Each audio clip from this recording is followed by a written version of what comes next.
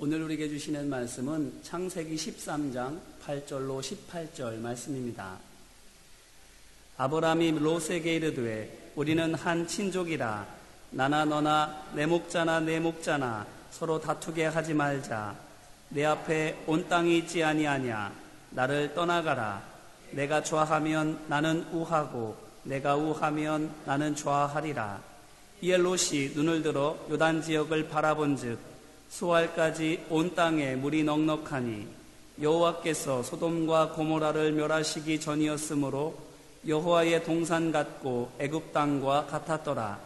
그러므로 롯이 요단 온 지역을 택하고 동으로 옮기니 그들이 서로 떠난지라. 아브라함은 가나안 땅에 거주하였고 롯은 그 지역의 도시들에 머무르며 그 장막을 옮겨 소돔까지 이르렀더라. 소돔 사람은 여호와 앞에 악하며 큰 죄인이었더라. 롯이 아브라함을 떠난 후에 여호와께서 아브라함에게 이르시되 너는 눈을 들어 너희 있는 곳에서 북쪽과 남쪽 그리고 동쪽과 서쪽을 바라보라. 보이는 땅을 내가 너와 내 자손에게 주리니 영원히 이르리라. 내가 내 자손이 땅의 티끌 같게 알리니 사람이 땅의 티끌을 능히 셀 수 있을진데 내 자산도 세리라. 너는 일어나 그 땅을 종과 횡으로 두루 다녀보라. 내가 그것을 내게 주리라. 이에 아브라함이 장막을 옮겨 헤브론에 있는 마물의 상수리 수풀에 이르러 거주하며 거기서 여호와를 위하여 제단을 쌓았더라. 아멘. 주님의 이름으로 축복합니다. 제가 한 20년 전에 딱 20년 됐더라고요. 저희 오늘로써 이 연희교회 두 번째 방문인데요. 20년 전에 옛날 성전이었던 것 같아요. 그때 이제 학부를 졸업하고 대학원 진로 이렇게 선교를 나가기 전에 목회자로 안수를 받고 가야 되겠다는 생각에 하나님 내가 어떻게 길을 가야 됩니까? 하러 기도하러 이 성전에 찾았던 그 기억이 있습니다. 그래서 제가 신학교에 가고 또 선교사가 되어서 이렇게 연희교회에 다시 찾아와서 그동안 하나님께서 함께 선교지에서 역사하셨던 그 일들을 사랑하는 연희교회 성도님들과 나눌 수 있게 하시니 이것이 얼마나 기쁨이 되는지 모릅니다. 아멘. 제가 교회에 들어오다가 교회 머릿돌을 봤어요. 1905년에 이 연희교회 첫 예배가 시작되었더라고요. 머리가 요즘 점점 나빠져서 계산이 안 돼서 핸드폰으로 두드려 봤어요.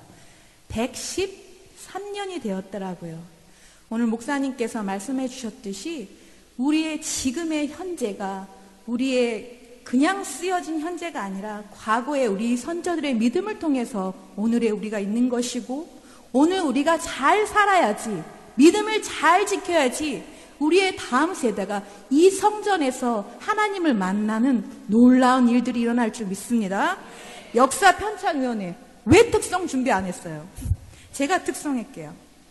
내 하나님은 크고 힘있고 능히 있어 못할 일 전혀 없네. 짠짠.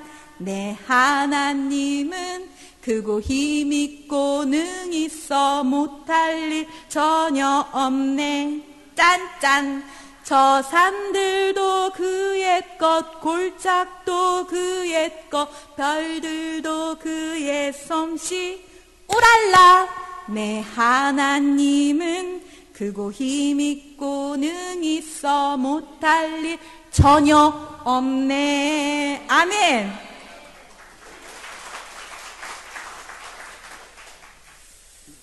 여러분, 교회의 사명을 말하기 이전에 교회가 어떤 것이라는 그 본질을 잊지 말으셨으면 좋겠습니다.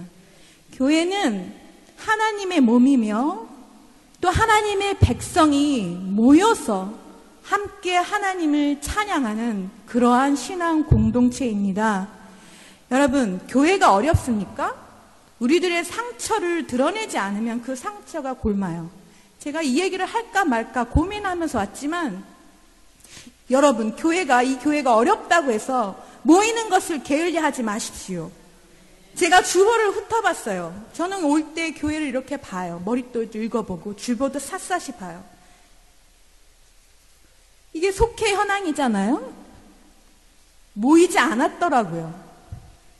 여러분, 이 교회에 나아갈 것을 생각하기 이전에 여러분들 모여서 기도하고 찬양하고 말씀 듣고 그 일에 힘쓰시길 바랍니다. 저는 90년대 아주 초반 90년, 91년, 2년 사이에 제가 S대학교는 나오지 않았지만 S교회에서 신앙생활을 했는데 그 교회는 어떤 교회였냐면 2000년대에 120명 선교사를 파송했던 그 목표를 가지고 기도했던 그런 교회였습니다. 제가 선교사를 위해서 기도하다가 하나님께서 제게 주신 마음은 선교사를 위해서 기도하는 것뿐만이 아니라 너가 선교사로 나가는 것은 어때? 라는 그런 음성이었습니다. 선교사의 선교 보고를 듣고 또한 선교사를 위해 기도하다가 선교에 앞장서는 그런 여러분들이 되셨으면 좋겠습니다. 제가 그렇게 선교의 비전을 갖고 신학대학원을 가서 이제 선교를 나갈 때쯤 돼서 저희 친구가 아프리카 선교를 위해서 준비하는, 그래서 아프리카어를 전공한 친구가 있다면서 남자를 소개시켜줘가지고 제가 남자와 함께 결혼을 해서 선교를 나갔습니다. 제가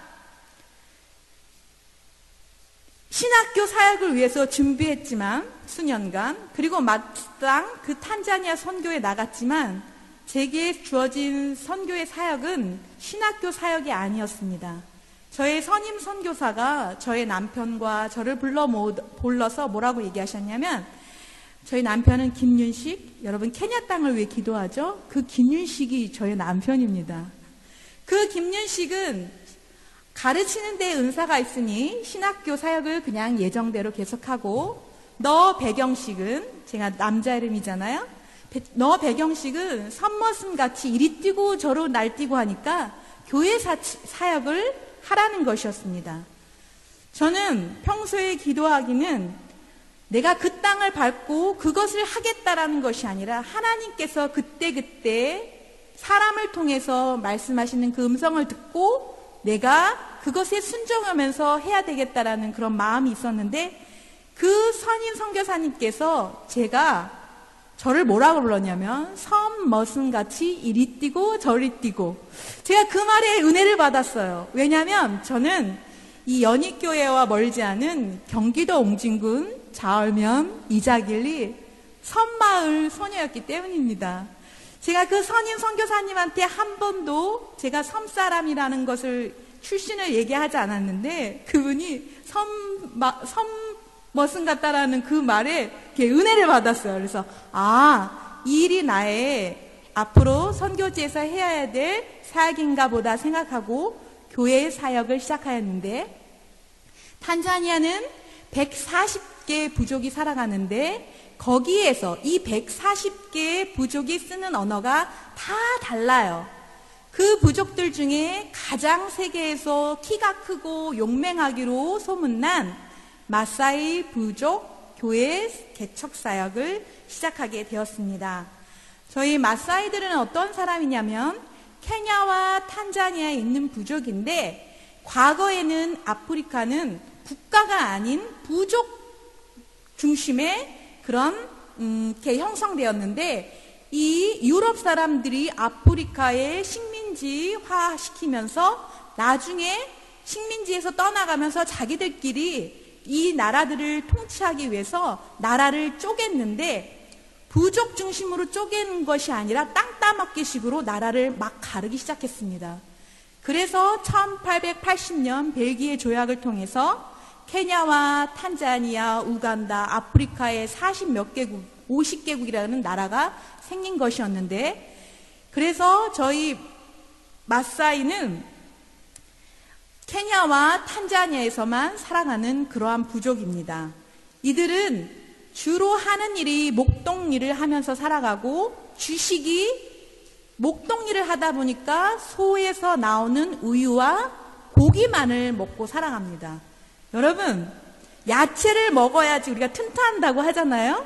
근데 저희 마사이는 물이 없고 전기가 없는 그러한 아주 부시라고 하는데 숲속, 가시나무 숲속에서 소와 염소를 키우고 살아가는 부족이다 보니까 야채를 기를 수가 없어서 야채를 본 적도 없고 먹어본 적도 없는 그러한 부족입니다. 그래서 오직 고기로만 먹고 우유를, 이제 썩은 우유를 이제 고기 잡을 때 나온 피를 섞여서 마시기도 하는데 이들이 상당히 튼튼합니다. 그래서 이들이 사자를, 동물로 그 가축을 지키기 위해서 사자를 때려잡는 부족으로 유명한데, 사자는 때려잡을지언정 한 번도 보지도 못한 그 물고기의 눈알, 그 물고기의 눈알을 보면 오히려 무서워서 벌벌 떠는 그러한 부족입니다. 그리고 이들은 다부다처제, 그러니까 한 남자가, 제가 아직까지 본 어른들 중에 28명의 아내를 두고 살아가는데, 이 28명의 아내는 또 다른 남자를 통해서 계속 아이를 출산할 수 있습니다. 남편은 하나고 여자는 28명이면 일부 다체제라고 우리가 말하고 있죠.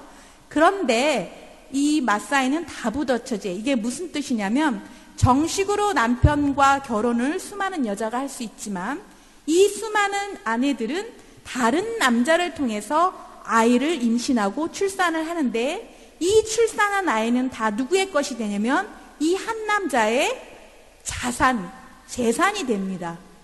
그래서 이 남자가 그것을 좋아하는 이유는, 여자들이 자기가 노력하지 않아도 배가 불러서 아이를 낳아주니까 자기의 소와 염소를 돌볼 수 있는 그 노동력을 공짜로 데려고 오는 것입니다.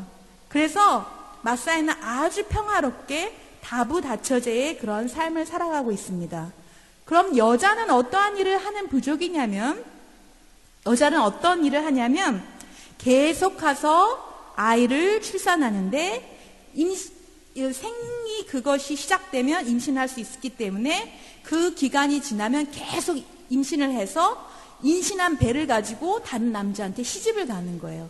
그러니까 재산을 하나 더 갖고 가는 거예요.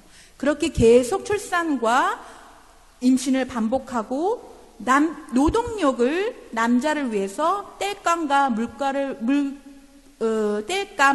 물을 길어와 남편을 봉양하는 것이 여자의 주 업무입니다. 그래서 사회적 지위가 전혀 여자에게는 없습니다.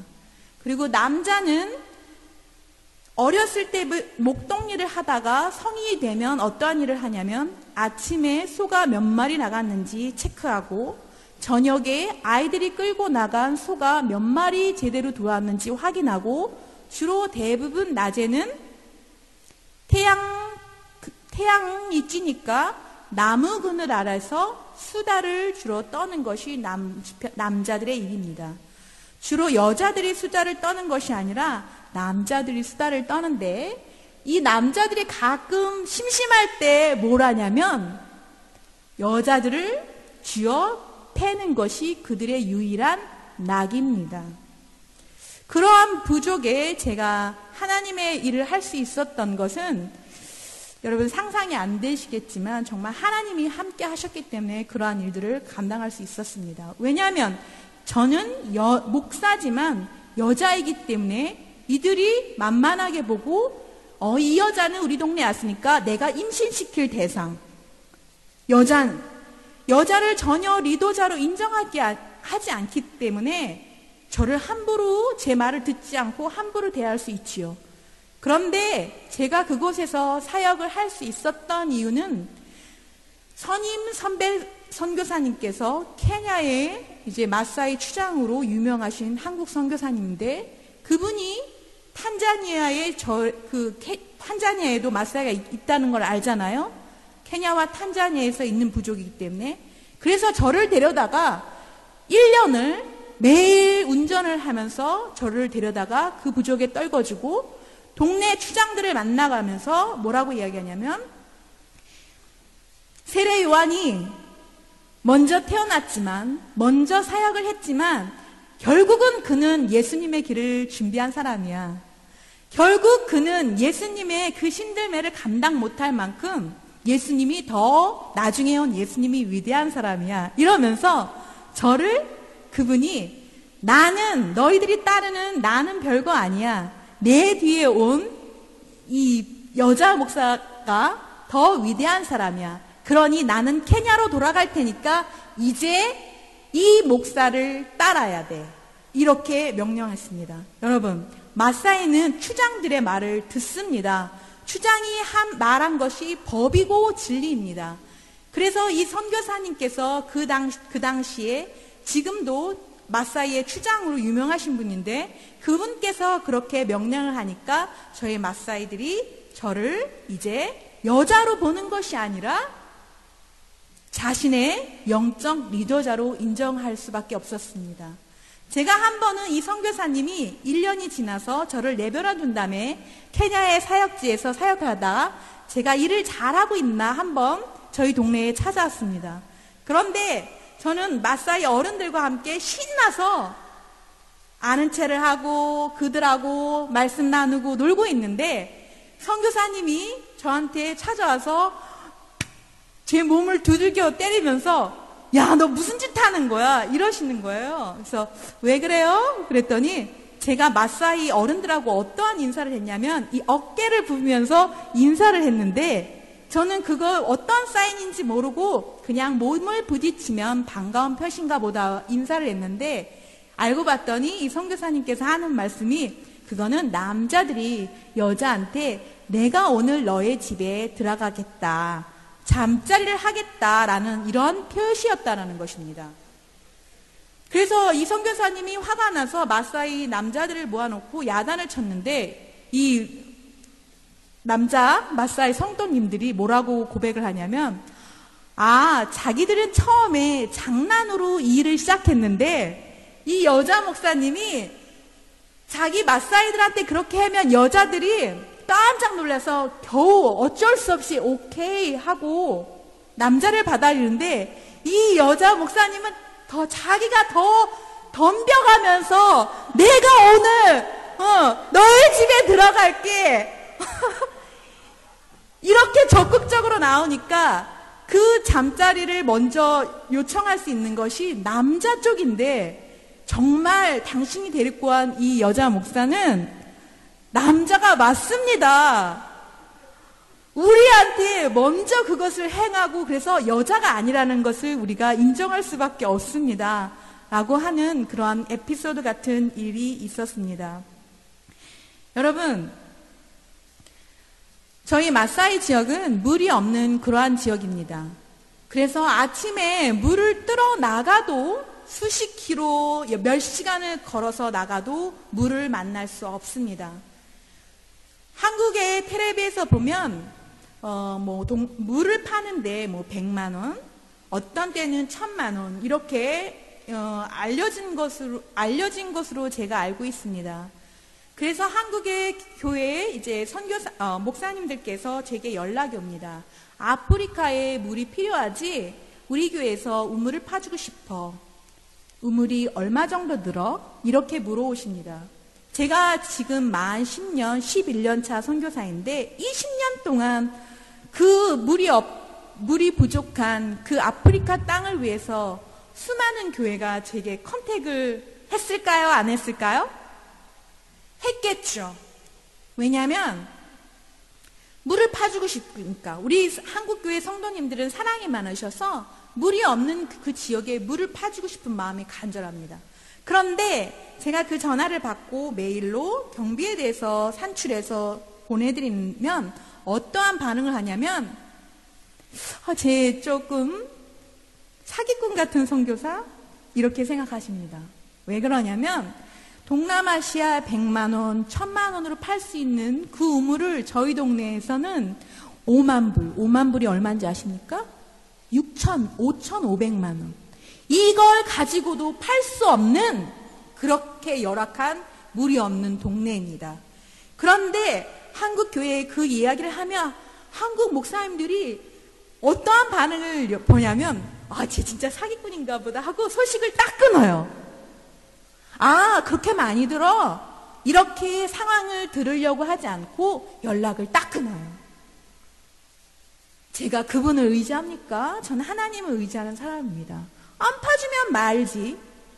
그렇게 사역을 계속 시작하다가 어느 날 저희 마사이 지역에 성도들이 기뻐하면서 저에게 무엇을 요청하냐면, 목사님, 어느 NGO에서 물을 파준대요. 정부를 통해서.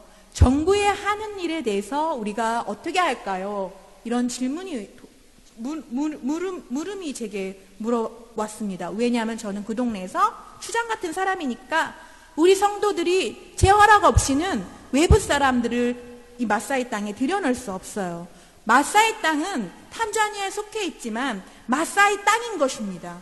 그래서 정부가 어떤 일을 할 때 마사이 공동체의 허락을 받지 않으면 절대 할 수 없습니다. 여러분, 이 교회는 연희교회 공동체입니다. 여러분이 주인이십니다. 그래서 제가 그래, 나는 팔 수 없지만 NGO에서 물을 파준다면 얼마나 감사해. 그래서 그래, 그럼 내가 파주는 것도 아닌데 정부에서 하겠다는데 NGO를 통해서 파라고 내버려뒀습니다. 그랬더니 물을 팠는데 물이 나왔을까요? 안 나왔을까요? 나왔어요. 물이 나왔어요. 여러분, 동남아의 그 100만 원짜리는 어떤 물이냐면 손으로도 10m 이렇게 물을 팔 수 있어요. 과거에 우리도 저희 집에도 우물이 있었는데 저희 할아버지가 그 우물을 팠던 우물을 사용했어요. 그렇듯이 손으로 파서 펌프줄, 마중물을 누우면 펌프에서 나오는 그런 물입니다. 그런데 제가 있는 동네는 5천만 원, 6천만 원 이렇게 드는 이유는 200m를 파야지 겨우 물이 만날 수 있고, 그 펌프를 집어넣는데 용량이 커야 되고, 그 펌프에 물을 작동시켜서 올리려면 큰 발전기, 이것이 돌아가야 돼요. 그리고 물을 매번 틀을 수 없으니까, 발전기를 계속 디젤을 놓고 돌릴 수가 없으니까 물탱크를 2만 리터, 3만 리터 큰 것을 설치해야 되니까 이런 부대 비용들이 많이 들어서 비싼 것입니다. 그렇게 물을 팠는데 이 NGO의 정체가 드러나기 시작하는데 어떤 곳이었냐면 모슬람이었던 겁니다. 사우디아라비아에서 NGO를 가장해서 정부와 컨택을 해서, 정부는 예수님 믿는 나이보로 스위트 그 동네니까 모슬림이라고 밝히지 못하고 모슬림 돈을 정부에서 받아야 되니까 둘이 짜고 거짓말하고 우리 마사이 성도들을 속인 것입니다. 왜? 물을 파주면, 그 땅에 필요한 것을 해줬으면 모슬림을 받아들일 줄 알고. 그런데요, 모슬림들이 물을 파주고 뭘 요구했냐면, 야, 너네 꼴이야. 목사가 한국에서 왔는데 그동안 물도 파주지 못했잖아.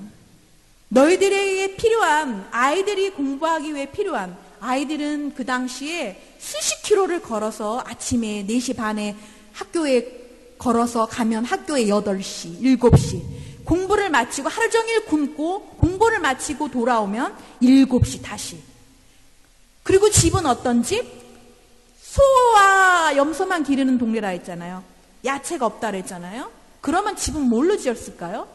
밀림이 아니니? 소똥! 물이 없으니까 어떻게 지어요?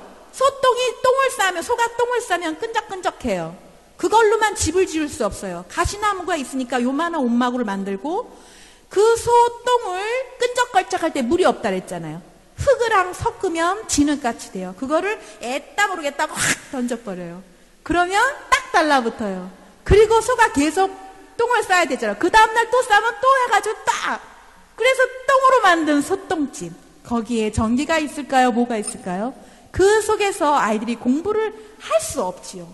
그냥 부모가 보내니까 걸어갔다가 걸어왔다가, 학교에 급식이 없잖아요.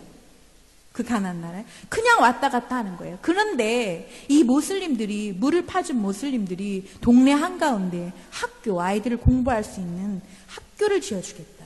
그리고 저희 마사이들은 물이 없으니까 피부병에 많이 걸려요. 말라리아 걸리고 피부병 걸리고 오만 병에, 에이즈에 걸려서, 알지도 못하는 병에 걸려서 죽잖아요.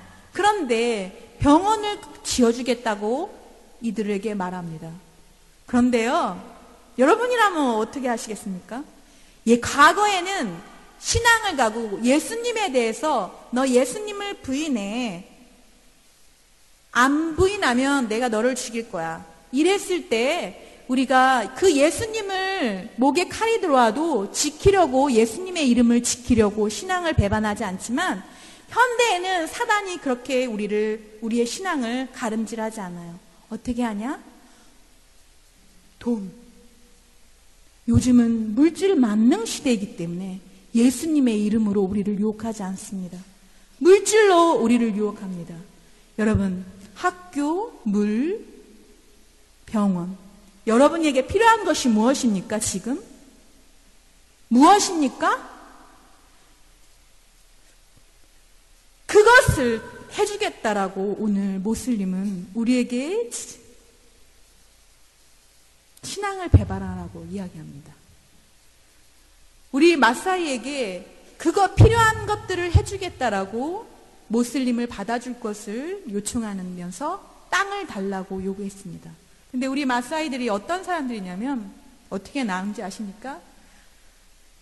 야, 어떻게 우리가 하나님을 믿는데 니네 신을 우리가 또 모시냐?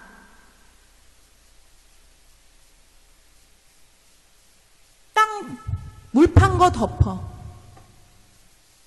우물 덮으래요. 모슬림이 어떻게 했을까요? 화가 나서 덮었죠. 그런 지역에 하나님을 잃어버리지 않기 위해서 자신들의 신앙을, 믿음을, 신념을 그 물질과 자신의 필요한 것들과 바꾸지 않는 그 나이브로시티 지역에 한국의 어느 교회가 물을 이미 파서 덮으면 거기에 물이 있는 거잖아요. 그죠?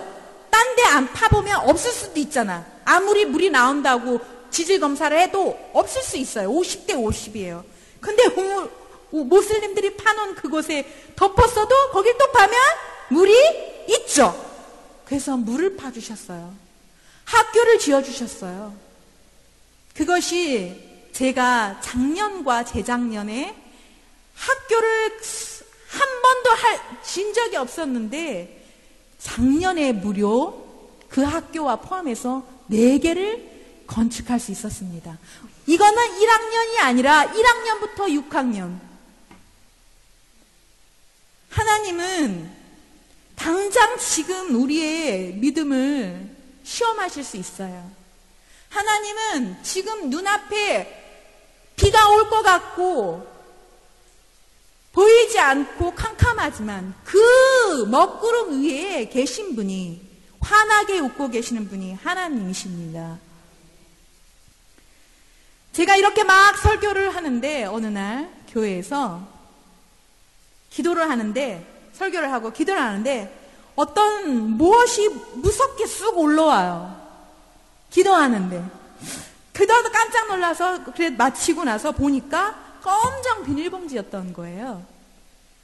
제가 그 검정 비닐봉지가 뭐지? 이러면서 이렇게 들어보니까 옷가지가 있는 거예요. 그래서 오래간만에 제가 교회를 지금 9개까지 개척해서 9개 교회가 있는데 매주 교회를 다녀도 매일 갈 수는 있지만 주일날 자리에 설 수 있는 건 9개 교회니까 몇 주가 지나야지 한 번 주일날 방문할 수 있죠? 9주. 그러니까 오래간만에 왔으니까 나한테 선물을 주나 보다 하고 그 검정 비닐봉지를 열어봤어요. 근데 그 검정 비닐봉지에 무엇이 있었냐면, 우리 성도님들은 이렇게 예쁜 옷을 입지 않아요. 이따 화면으로 볼 텐데 천을 3개를 두르는데 하나, 둘, 치마같이 하나, 셋. 그리고 남자들은 여러분 여기에 총이나 칼을 옆구리에 차고 예배를 드릴 수 없어요. 옆구리에 칼을 갖고 차고 이 길을 다닐 수 없어요. 왜냐면 경찰들이 잡아가. 탄자니아나 케냐도 총이나 칼을 옆구리에 찰 수 없습니다. 경찰들이 잡아가요. 왜냐하면 위험하기 때문에. 그런데 유일하게 그 나라에서 이 긴 칼을 옆구리에 차는 것을 허락하는 부족이 바로 마사이 부족입니다. 칼 차지 마라고 말했다가는 이 마사이들이 화가 나가지고 뻑 찌르거든요. 우리 전통적으로 소잡고 그럴 때 필요한 건데 우리를 그런 걸 못하게 한다고. 그런데 이 마사이들이 그만큼 이게 예배 때 칼을 차고 여자들은 천을 두르고 예배를 드리는데 그런 천이 그 봉지 안에 있었어요. 그래서 제가 그 봉지를 열어보고 선물을 주나 보다 했더니 그래도 성도들한테 말해야 되잖아요. 이게 뭐예요? 그랬더니 한 할머니가 제게 뭐라고 했냐면 마사이들은 소똥집을 짓고 하나씩 떨어져서 사는 것이 아니라 큰 와이프, 두 번째 와이프, 세 번째 와이프 똥집을 하나씩 이제 지어가지고 여자들이 집을 짓는데 아마 이 연희 일동이라면 연희 일동에 한 남자의 그런 와이프들 그리고 연희 이동은 다른 남자와 다른 남자의 와이프들이 이렇게 사는데 그 연희 일동 한 남자의 그 첫 번째 와이프가 이제 할머니라면 그 다섯 번째 와이프는 이제 제 또래인 거예요. 그리고 막내 아내는 누굴까요?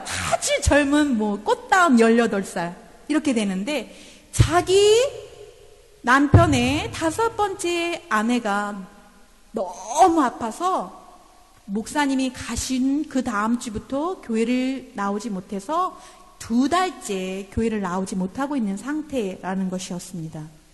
그러면서 제게 그 아내가 목사님이 오늘 오신다고 하니 교회를 차 타고 30분 이렇게 가는 게 아니라 차가 없어요. 걸어서 3시간, 걸어서 2시간 가까워도 이러니까 흩어져서 살아요. 땅덩어리는 큰데. 왜냐하면 오늘 성경의 말씀처럼 가까이 살면 서로 싸워대니까. 소 때문에. 그래서 널찍널찍 떨어져 사는데 못 걸어오니까 병들어서 오늘 내일 하는데 못 걸어오니까 교회에 오고 싶은데 못 걸어오니까 자기가 입던 옷을 교회에 예배 때 보내온 것입니다.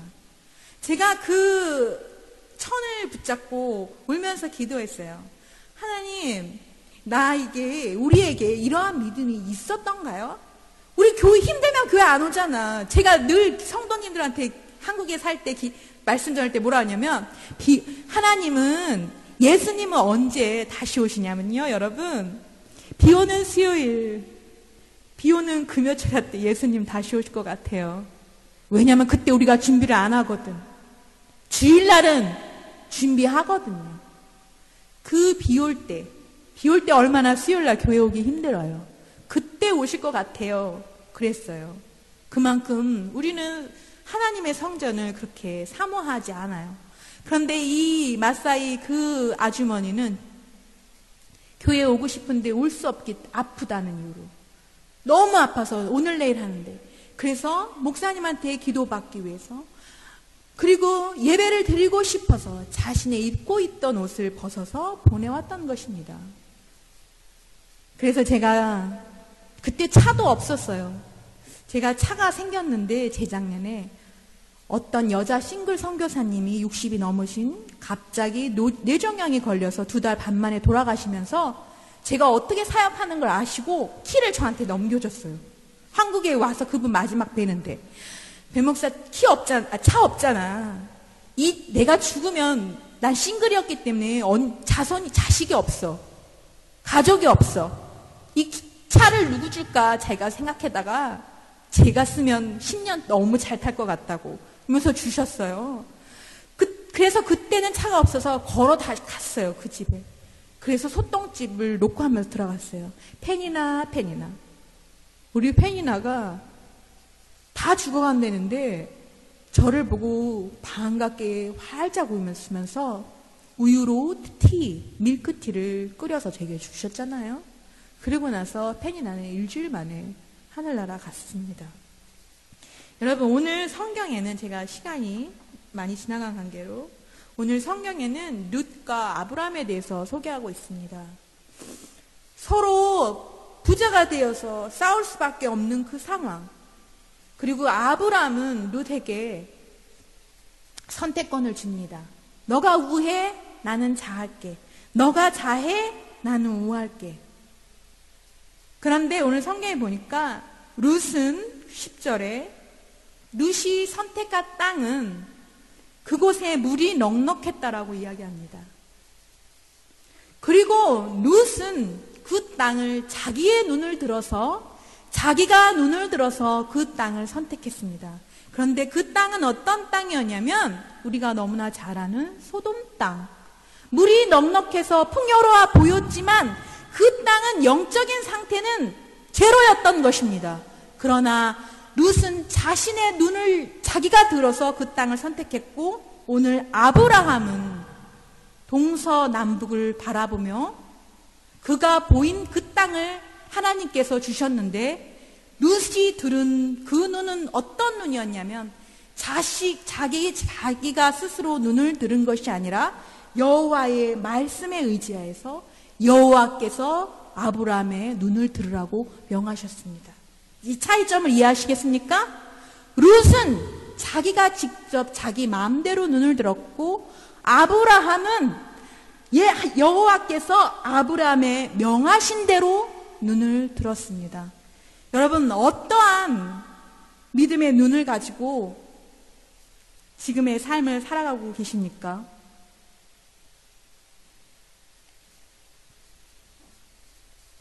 누구의 말도 아닌, 자신의 눈도 아닌 하나님의 말씀에 의지하여 눈을 들어 지금의 현재의 삶을 아름답게 살아가는 저와 여러분이 되셨으면 좋겠습니다. 기도하겠습니다. 존귀하신 하나님, 광야에 길을 내시고 사막에 물을 내신 하나님, 보이는 것에 마음을 두지 않게 하시고 믿음의 눈을 들어서 보이지 않는 것에 소망을 두게 하여 주시옵소서. 우리 연희교회 모든 성령님들에게 힘 주시옵시고, 많은 대적들이 그들을 둘러싸일지라도 하나님께서 그들을 지키시는 자임을 믿고 낮의 해가 상치 못하며 밤의 달도 이곳을 해치지 못하는 줄 믿습니다. 우리의 도움은 오직 천지를 지으신 여호와께로부터 임함을 믿습니다. 예수님의 이름으로 기도합니다. 아멘.